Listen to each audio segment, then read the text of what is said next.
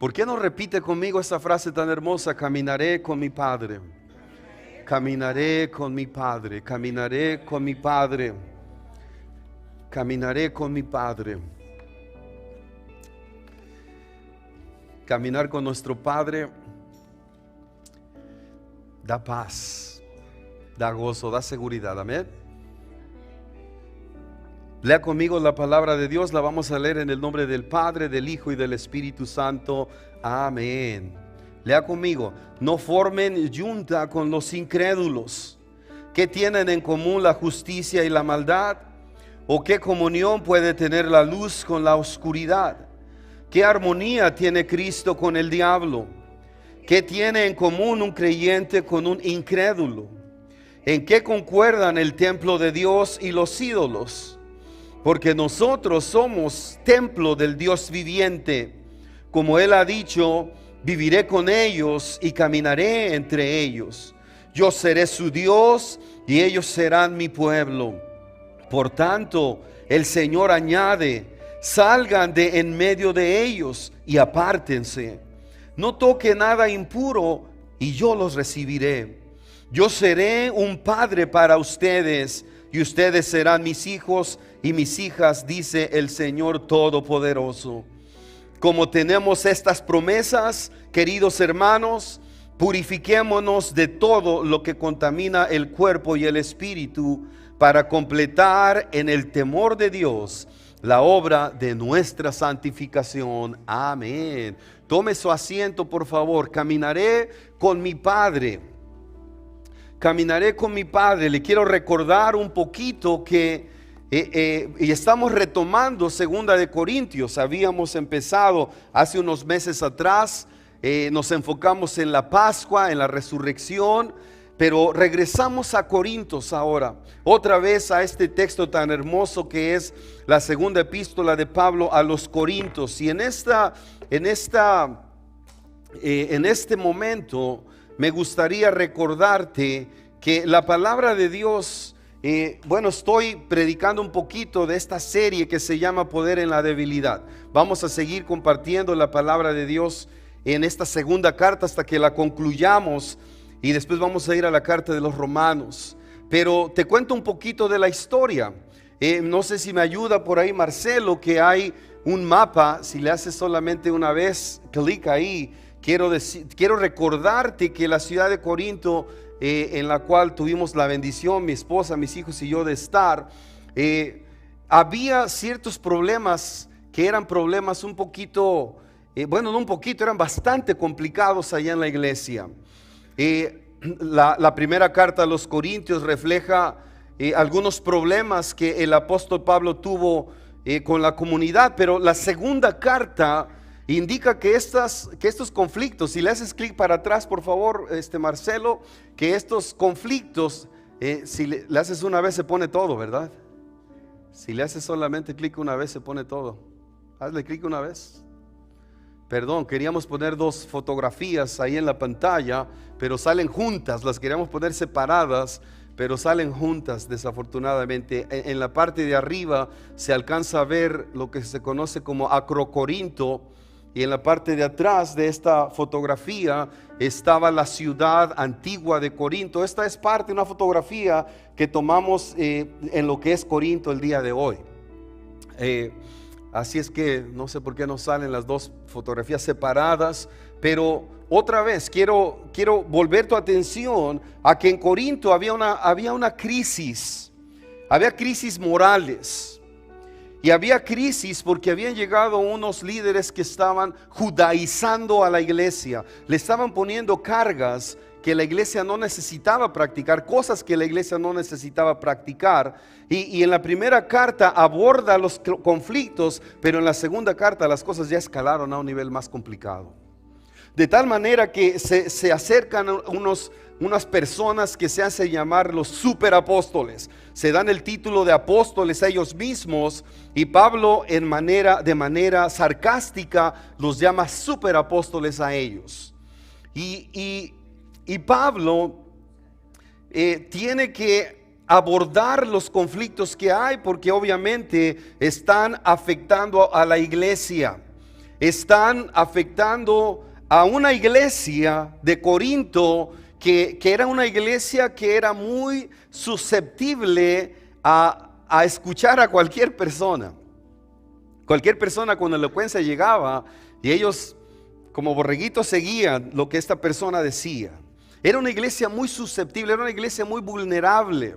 Era una iglesia que se emocionaba ante la elocuencia de los predicadores. No importa que fueran deshonestos, no importa que los dejaran con los bolsillos vacíos, porque estos predicadores traían una agenda muy particular. Querían, número uno, judaizar, es decir, poner cargas a la iglesia que no deberían de tener. Y número dos, predicaban con astucia y sacaban provecho personal de la gente.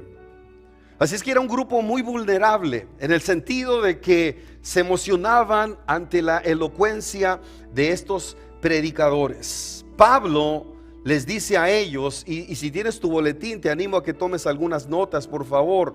Pablo les dice a esta iglesia de Corinto: no se unan a ellos, no se mezclen con ellos. Ya te has unido con Dios, por favor, no te unas a ellos. Es interesante notar que Pablo les dice: no se unan en yugo desigual con los incrédulos. Algunas versiones dicen: no te unas en yugo desigual con los gentiles. Primero que nada, lo que Pablo está diciendo a la iglesia es que no se unan con estos superapóstoles que traen enseñanzas que los van a alejar de Dios. Ya te has unido con Dios, no te alejes de Dios, no te separes de Dios. Es peligroso que te unas a estas personas que están predicando doctrinas equivocadas y que están buscando su propio bien. Pablo les dice: no te unas a ellos. Yo sé que este texto se ha interpretado muchas veces y se ha aplicado al matrimonio, ¿no es cierto? Le decimos a las muchachas o a los muchachos: no te unas en yugo desigual con los gentiles o con los incrédulos. Pero el texto original nos lleva a nosotros a poder entender que Pablo les está hablando en contra de estos predicadores que iban a destruir la armonía que recién la iglesia había adquirido con Dios. Pablo les dice: no te unas con ellos. Mira, es una cosa complicada porque Pablo les dice un poquito más claramente: no formen yunta con los incrédulos. No formen yunta, no se unan con los incrédulos. ¿Qué tiene en común, dice Pablo, la justicia y la maldad? En otras palabras, Pablo les está llamando a estos nuevos predicadores, les está llamando incrédulos. Aunque vienen y predican de la Biblia, Pablo les llama incrédulos. Pablo les llama que son personas malas porque están buscando su propio bien, ¿no es cierto? Pablo les llama a personas que son de la oscuridad. Pablo les llama de hecho que son personas que son agentes del diablo. Así les está diciendo. Por eso es que dice estos versículos Pablo, porque Pablo está contradiciendo a estos falsos predicadores, a estos falsos cristianos, a estos falsos apóstoles. ¿Qué tienen en común, dice Pablo, un creyente con un incrédulo? ¿En qué concuerda el templo de Dios y los ídolos? Dice el apóstol Pablo. Mira, todas estas cosas les llama Pablo. Quizás el peor de todos es que los llama instrumentos del diablo, ¿no es cierto? Entonces, cuando Pablo está diciendo no te unas con ellos, está diciendo no te unas porque son instrumentos del enemigo. No te unas con ellos. Yo les decía en algún momento: qué pena que hay crisis en las iglesias, ¿no es cierto? El único lugar donde no debería de haber crisis debería ser una iglesia, ¿sí o no? Porque se supone que reina el amor de Dios. Fue una frase bien fatalista. Estamos podridos, dice, ¿verdad? Pero mire, pero es triste cuando la cultura ataca a la iglesia y hay crisis, porque la cultura nunca va a favorecer a la iglesia. La cultura no está hecha para formar a la iglesia, a formar a la gente. La cultura no está diseñada, ni las escuelas están diseñadas para atraer a la gente hacia Dios, hacia Jesucristo, ¿no es cierto? No están diseñadas para eso. La única institución que está diseñada para atraer a la gente a Dios es la iglesia, la familia cristiana. Es la única institución que puede atraer a la gente a Dios. Es la única. Ninguna más. Ninguna más. Y es triste cuando la cultura afecta a la iglesia. Pero es más triste cuando el problema viene de adentro de la misma iglesia. Es más triste cuando hay personas dentro de las mismas iglesias que hablan como cristianos, que aparentemente actúan como cristianos, pero que no son instrumentos de Dios. Y por más fuerte que se escuche, Pablo es lo que está diciendo: no se unan con ellos, porque hay personas estas personas son instrumentos del enemigo. Son instrumentos que tienen la finalidad de producir división, separación. Quieren destruir la comunión de la iglesia con Dios. Quiere destruir la armonía que existe en la iglesia. El ataque del que Pablo está hablando de un ataque que es interno, dentro de la misma iglesia. Y estos supuestos apóstoles quieren destruir la integridad de Pablo y quieren destruir el mensaje de Pablo. Otra vez entendemos que la iglesia siempre va a ser atacada por la cultura. Las películas siempre están en contra de la fe de la iglesia. Hay ateos que son extremadamente elocuentes, que destruyen la integridad de la iglesia.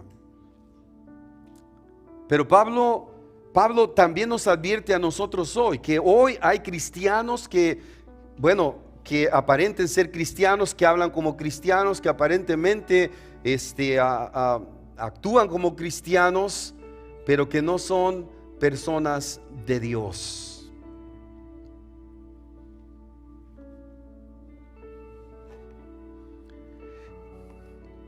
Hay gente que a veces aparece en nuestra vida que parece buena. Hay gente que se aparece en nuestra vida que dicen ser nuestros amigos. Hay gente que parecen ser cristianos, pero tienen un corazón lleno de dolor y de maldad. Una persona no cristiana puede ser una persona envidiosa, una persona no creyente. Y lo que quiero decir es que quizás si dentro de la misma iglesia de Corinto está sucediendo una crisis, y si existen crisis en las iglesias, es porque la maldad del ser humano no tiene límites. Ahora imagínate que dentro de las mismas iglesias que está el temor de Dios, que está la enseñanza de Dios, hay conflictos, hay crisis. Imagínate una persona que no tiene a Dios en su corazón. La maldad de esa persona no tiene límites. Hay personas que tienen envidia y tienen resentimiento contra otras personas cuando les va bien. Hay personas que no se sienten amadas y que son personas celosas, que se sienten inseguras. Hay personas que con sus celos y con su inseguridad destruyen el amor que puede existir entre ellos y otras personas, o que puedan destruir a otras personas. Hay personas que tienen mucho orgullo y con su orgullo tratan de destruir la integridad de los demás y ponerlos abajo. Pero por sobre todo hay personas que están heridas, que no han sanado y que van a herir a otros. Pablo dice: no se unan con los falsos cristianos, porque te pueden alejar de Dios. No se unan con los falsos cristianos, porque te pueden alejar de Dios. ¿Habrá falsos cristianos en las iglesias? ¿Sabes que en el 90 cuando yo fui convertido al Señor, el Señor tuvo la misericordia de acercarse a mi vida en el 88, 89? Hace poquitos años. Tenía yo como 18 años cuando el Señor se acerca a mi vida y 19 cuando lo acepto oficialmente, ahí llorando de rodillas en una iglesita chiquitita cerca de mi pueblo, entregándole mi corazón a Cristo. Pero poquito después supimos de personas que se infiltraban en las iglesias y que se hacían llamar cristianos, pero que tienen la meta de traer división en la iglesia y destrucción en la iglesia. Supimos que en nuestro pueblo, no necesariamente cerca de mi pueblo, pero en el pueblo ahí cerquitas, donde vivía yo, supimos que había personas que practicaban la brujería, que eran espiritistas y que se infiltraban en las iglesias y que empezaban a invitar a los miembros a practicar todas estas cosas. Pero hay otros que creen que son creyentes, que son verdaderos cristianos, porque saben de Dios, porque han escuchado de Dios.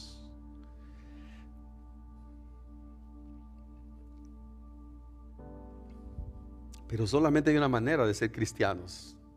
No es por lo que haces, no es por lo que sientes, no es por lo que te imaginas. Y la única manera de ser un hijo de Dios es recibir a Jesús como Señor y Salvador en nuestras vidas, reconocer nuestro pecado, reconocer que hemos pecado y que nuestro pecado nos aleja de Dios y pedirle a Jesucristo que nos perdone y sea el Salvador de nuestras vidas. Mas a los que creyeron, dice Juan 1:12, les dio, ¿no es cierto?, la potestad de ser hechos hijos de Dios. No todas las personas que van a la iglesia son cristianos.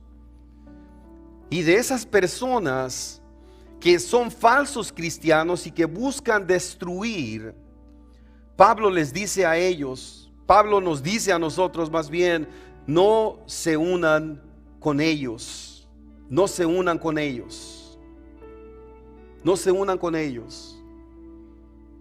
¿Por qué?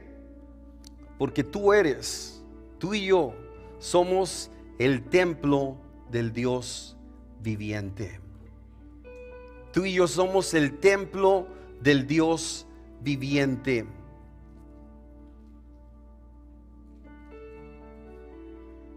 Primera de Corintios 5:9, ahí nos vamos a quedar un poquito antes de ir al texto que estamos viendo en este momento. Pero Primera de Corintios capítulo 5 versículo 9 al 11 dice una cosa muy interesante: no se unan ustedes con los falsos cristianos. En Segunda de Corintios ya lo dijo, pero en Primera de Corintios dice algo muy interesante. Por carta ya les he dicho que no se relacionen con personas inmorales. Por supuesto, no me refería a la gente inmoral de este mundo, ni a los avaros, estafadores o idólatras. En tal caso tendrán ustedes que salirse de este mundo, ¿no es cierto? Pero, versículo 11, en esta carta quiero aclararles que no deben relacionarse con nadie que llamándose hermano sea inmoral o avaro, idólatra, calumniador, borracho o estafador. Con tal persona ni siquiera deben juntarse para comer. Qué fuerte es Pablo, ¿no es cierto? Qué duro es Pablo. Y tiene que ser duro porque una persona, un falso cristiano, te puede alejar de Dios.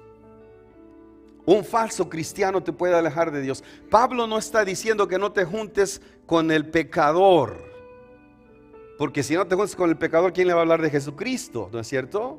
¿Quién va a ser luz para ellos? Pero Pablo está hablando en Primera de Corintios y lo repite en Segunda de Corintios, de personas que llamándose hermanos o que llamándose cristianos son personas inmorales.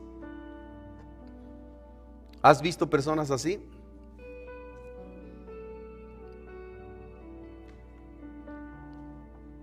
¿Por qué? ¿Por qué es importante eso? Si nos vamos para atrás, Marcelo, porque nosotros somos el templo del Dios viviente. Solo el cristiano es el templo del Dios viviente. Tú, hermano y hermana, tú eres el templo del Dios viviente. En ti habita la presencia de Dios. En ti habita la presencia de Dios. Y escúchame por favor, la presencia de Dios te impulsa hacia lo santo. La presencia de Dios te ayuda a seguir adelante cuando ya no tienes fuerzas. La presencia de Dios dentro de tu templo te lleva al verdadero gozo. La presencia de Dios te da fuerzas cuando ya no las tienes. La presencia de Dios te da verdadero gozo, verdadera paz, inclusive verdadera armonía con los demás. Tú eres el templo del Dios viviente. En ti habita la presencia del Rey de Reyes y Señor de Señores. Qué cosa tan maravillosa. Qué cosa tan hermosa. Qué cosa tan hermosa. Oh, yo estoy seguro que cuando ya no tienes fuerzas, yo estoy seguro que tú te acuerdas de Filipenses 4:13. ¿Qué dice Filipenses 4:13?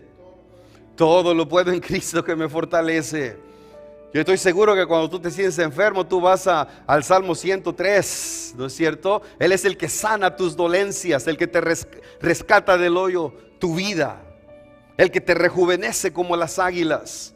Yo estoy seguro que cuando tú no sabes qué es lo que te espera el futuro, tú te acuerdas de Jeremías 29:11, donde dice la palabra de Dios: yo conozco mis planes que tengo para ti. Y no son planes de maldición, sino son planes de bendición, para que tengas una esperanza y para que tengas un futuro. Tú eres el templo del Dios viviente. Por eso Pablo es claro al decir: no te juntes con ellos, no te mezcles con ellos, con aquella persona que es un falso cristiano, como lo fueron allá en aquel momento los falsos apóstoles. Y mira, hermano y hermana, tú eres el templo del Dios viviente. Y sabes, si tú eres el templo del Dios viviente, por favor toma nota. Dice Gálatas 5:22 al 26: en cambio, si el Espíritu Santo está en tu vida, en tu corazón, el fruto del Espíritu Santo es amor, alegría, paz, paciencia, amabilidad, bondad, fidelidad, humildad y dominio propio. Contra tales cosas no hay ley, porque los que son de Cristo Jesús han crucificado la naturaleza pecaminosa con sus pasiones y deseos. Si el Espíritu Santo nos da vida, andemos guiados por el Espíritu Santo. No dejemos que la vanidad nos lleve a irritarnos y a envidiarnos unos a otros. Todas estas cosas están a tu alcance. El amor está a tu alcance, la alegría está a tu alcance, la paz está a tu alcance, la esperanza está a tu alcance, el dominio propio está a tu alcance. ¿Por qué? Porque el Rey de Reyes, el Dios viviente, habita en tu corazón. No tienes que envidiarle nada a nadie, ¿no es cierto? No tienes que codiciar nada. No necesitas codiciar nada ni nadie. No necesitas mendigar el amor. Escucha, no necesitas mendigar el amor de nadie, porque tienes el amor más puro, más poderoso, más grande que ha existido y que existirá. Es el amor del Dios viviente en tu corazón. No necesitas rogarle a nadie tampoco, ¿no es cierto? No necesitas, hermano, estar acelerado. No necesitas estar estresado, preocupado. Nos preocupamos, claro que sí, pero volvemos a tener comunión con el Dios viviente que está en nosotros, para poder encontrar fortaleza, para poder encontrar gozo. Amén. Así es que quisiera yo decirte que si Pablo me está diciendo a través de su palabra, si Dios nos está diciendo a través de su palabra que no nos unamos con el incrédulo, con aquel creyente con aquella persona, que profesa ser incrédulo, que profesa ser creyente, esto tiene dos consecuencias muy importantes. La número uno es que sí implica, ¿hay algún soltero aquí? Levante la mano algún soltero. No se preocupe, no lo tiene que levantar si le da vergüenza. O soltera.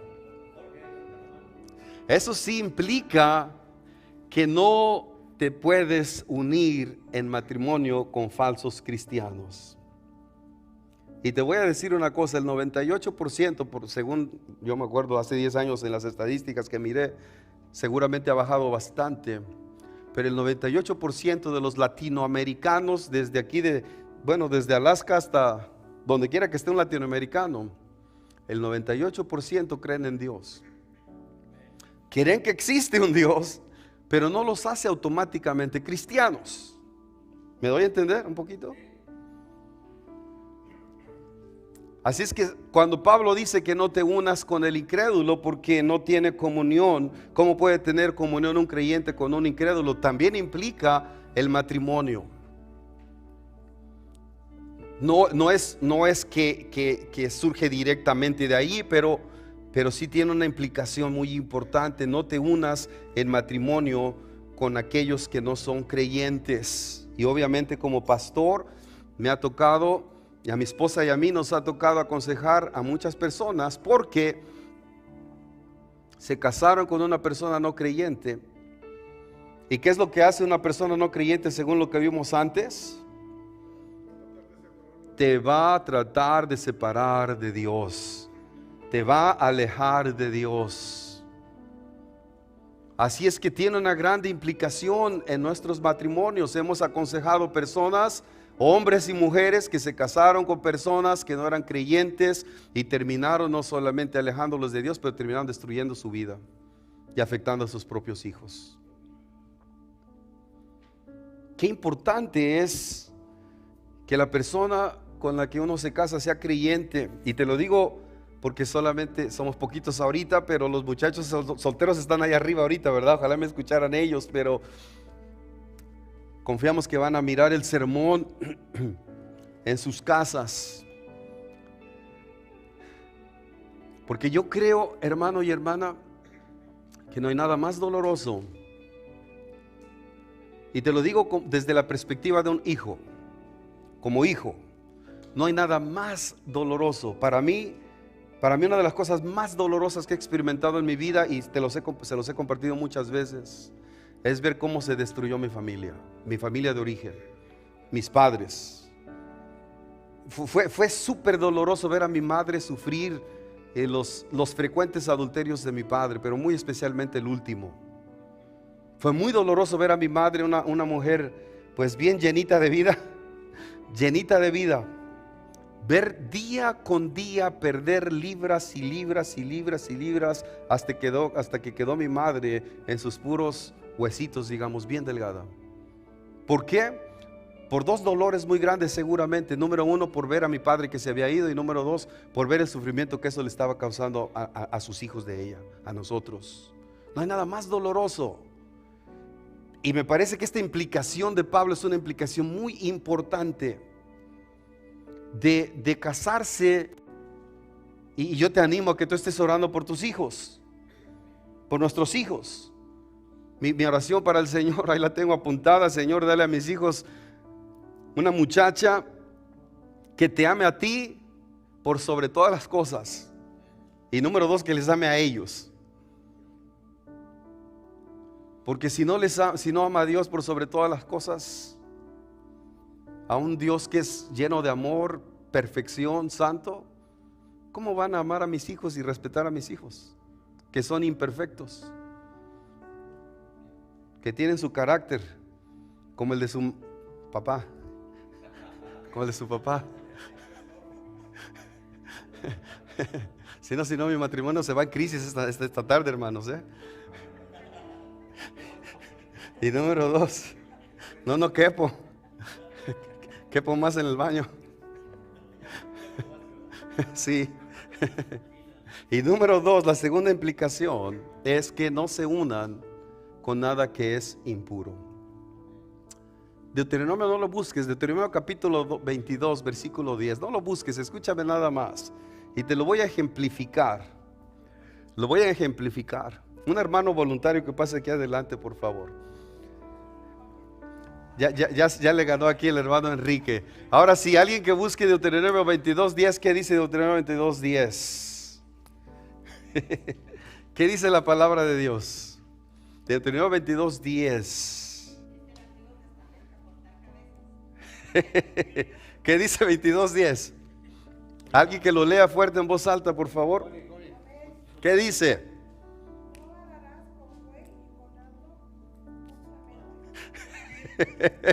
No ararás o no pondrás juntos a un buey y a un asno para arar. ¿Cuál quiere ser, hermano? Hijo de Dios. ¿Cuál quiere ser? ¿El buey o el asno? El asno. El asno. Ok, ni modo. Ok, aquí quédese, todavía no se vaya. Aquí me quedo. Si se pone un buey y un asno, te lo digo al revés, ¿verdad? Juntos, ¿quién de los dos tiene más fuerza? ¿El buey o el asno? El buey tiene más fuerza, ¿no es cierto? Y el asno no tiene tanta fuerza. Y si queremos arar, ¿cómo vamos a andar arando? Así. En círculos nada más. ¿A dónde vamos a arar si este no se quiere mover? Porque es un burro. Es un burro, no me muevo. No se quiere mover porque es un burro. ¿Ya? ¿Para dónde camina el matrimonio? Gracias, hermano En Enrique, ningún lugar. hijo de Dios. Amén. No un burro, hijo de Dios. Gracias. ¿Para dónde se mueve el matrimonio cuando está unidos en yugo desigual?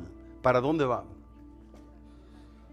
Para ningún lado, están dando vueltas y nada más pisándose los pies unos con los otros, haciéndose daño, hasta que deciden romper el yugo mejor. ¿No es cierto? La implicación de Pablo es una implicación muy grande en nuestras vidas.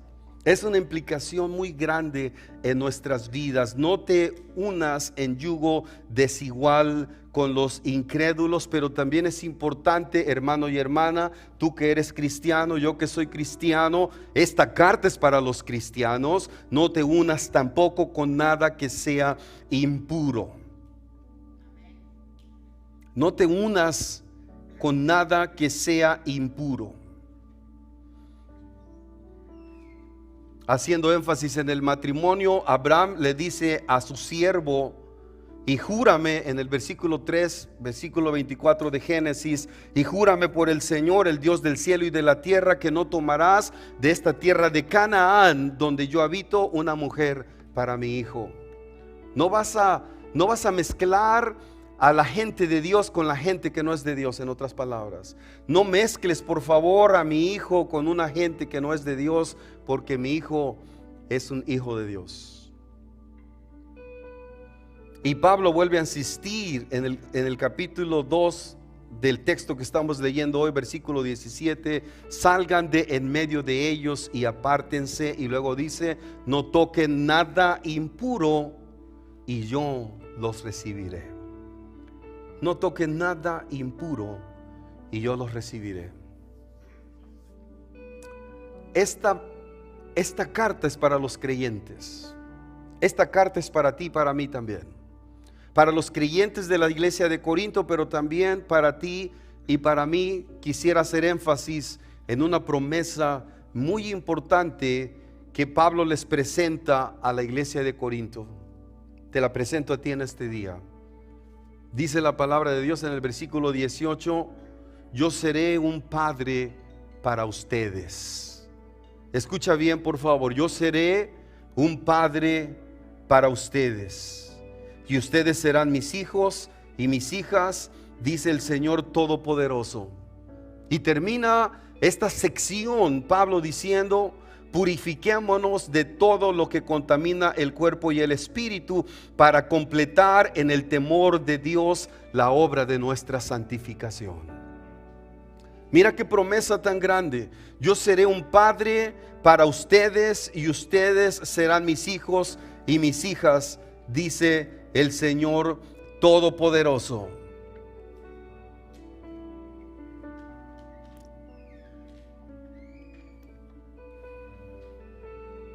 Qué promesa tan hermosa. Qué promesa tan hermosa. Yo le quiero dar gracias a Dios por mi Padre terrenal. ¿Cuántos de ustedes le dan gracias a Dios por su Padre terrenal? Amén. Gracias a Dios. Gracias a Dios. Gracias a Dios. Quiero compartirte una historia que para mí es muy especial. Yo tenía como unos 8 o 9 años, más o menos 10 años. Mi padre salía, tenía 3 diferentes turnos de trabajo, pero había 2 semanas cada mes que salía a las 3 de la tarde mi padre. Y a mis 8 años, 9 años, a las 3 de la tarde yo salía de mi casa y caminaba como unos 5 o 10 minutos a esperarlo en la parada del camión. Mi padre llegaba como a las 3:10, más o menos 3:15 del trabajo, y cuando lo veía corría a sus brazos de mi padre.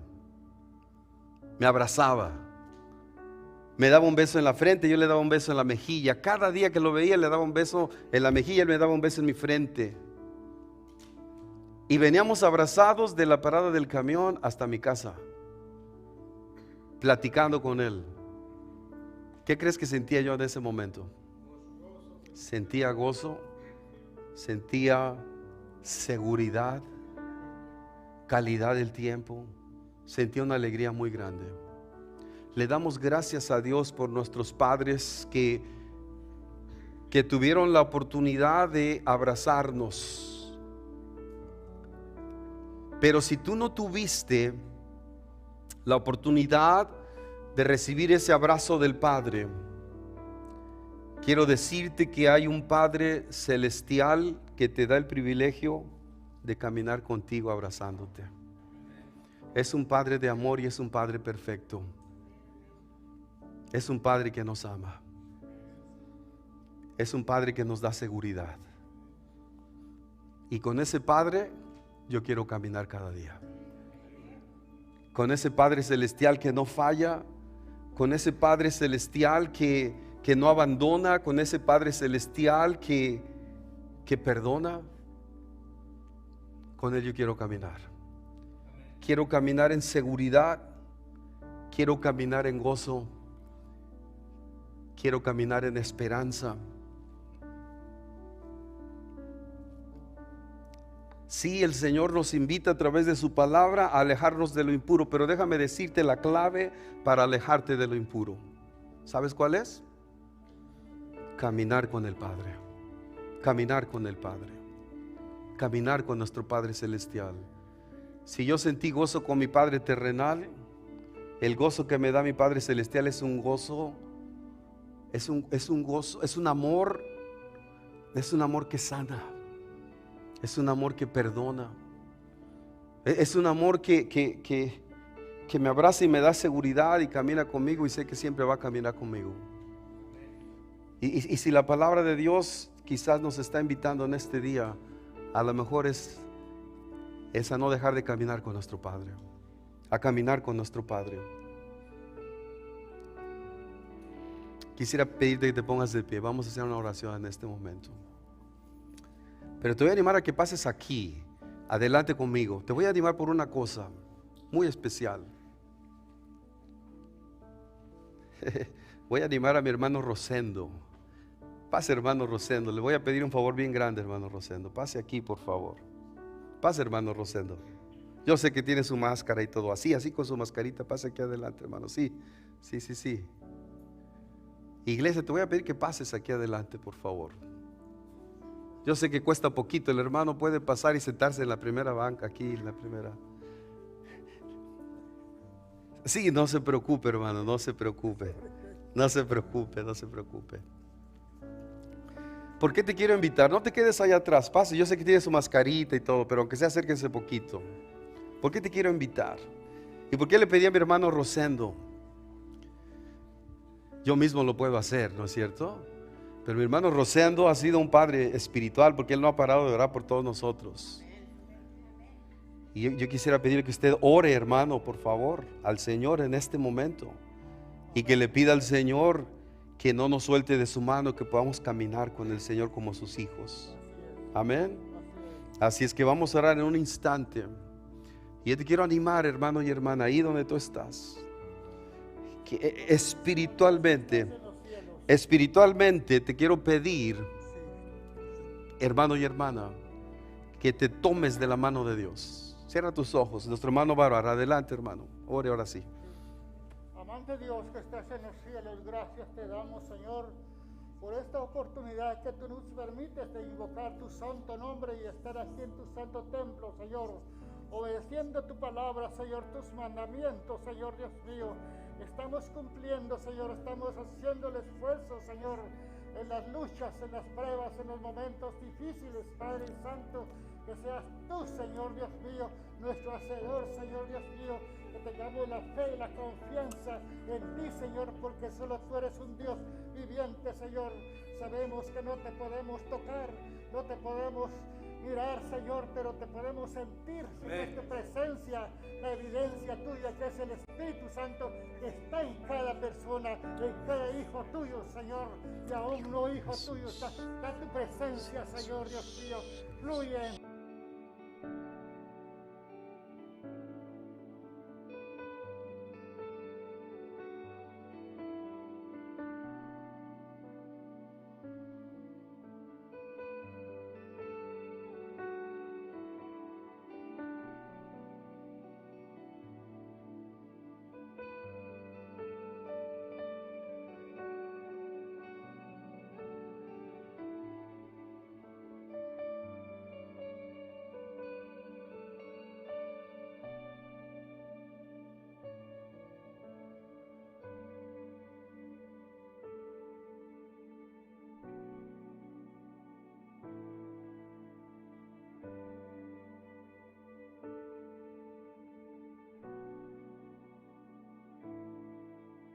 Amén, ahí quédese, amén, gracias hermano, ahí quédese, escúcheme lo que le voy a leer, ahí quédese por favor, ahí quédese por favor, no se me vaya, escúcheme bien por favor.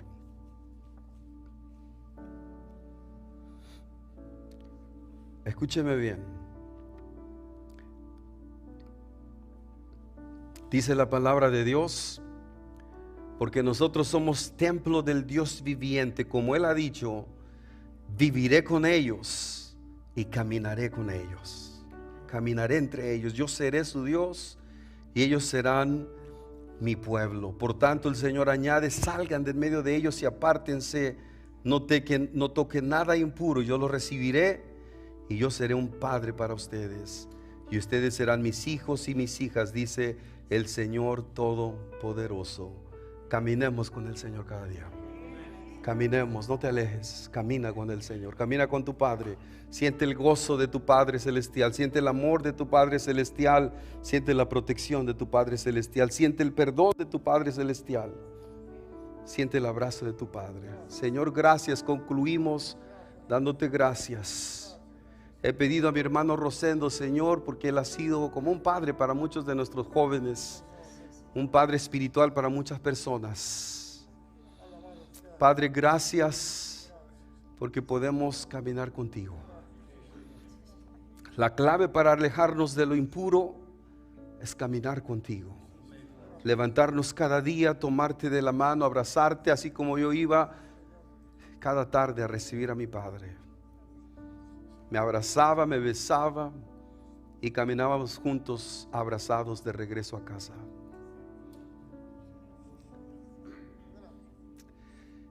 Que podamos un día ir a casa abrazados de nuestro Padre Celestial. Que podamos volver un día a tu dulce presencia allá. Que podamos partir de esta tierra abrazados con los brazos de nuestro Padre Celestial. Trae perdón, trae sanidad, trae gozo, trae esperanza a nuestros corazones con tu dulce presencia. Recibimos tu dulce presencia, Señor. Recibimos tu abrazo. En el nombre de Jesucristo. Amén. Y decimos juntos, amén, amén, amén. Así extienda sus brazos al cielo. Reciba la bendición de Dios. Reciba la bendición de nuestro Padre Celestial. Padre, muchas gracias. Deseamos en este momento tu bendición. Que el Señor te bendiga y te guarde. Que el Señor te mire con agrado y te extienda su amor. Que el Señor te muestre su favor y te conceda la paz a ti, a tu familia, a tus hijos y a los hijos de tus hijos hasta 1000 generaciones. En el nombre del Padre, del Hijo y del Espíritu Santo. Amén. Y decimos juntos, amén. Amén, amén. Gracias, Padre. Gracias, Padre Celestial.